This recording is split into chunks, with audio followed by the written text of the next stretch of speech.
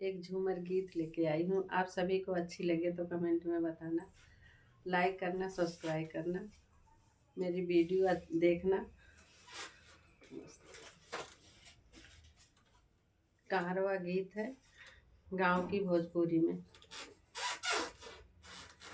देखा हो भला मुआ बनल पाव जनिया, देखा हो भला मुआ बनल पाव जनिया, कैसे बन पाव जनिया, कैसे कर धनिया, कैसे कर धनिया, कैसे बन मोहन माला, कैसे कह झूलानिया, देखा हो भला मुआ बनल पावजनिया, देखा हो भला मुआ बनल पावजनिया, पैरे बन पावजनिया, कामर कर धनिया, कामर कर धनिया, गले बन मोहन माला, गले बन मोहन माला, ओठे पे झूला निया, देखा हो भला मुआ बनल पावजनिया, देखा हो भला मुआ बनल पावजनिया।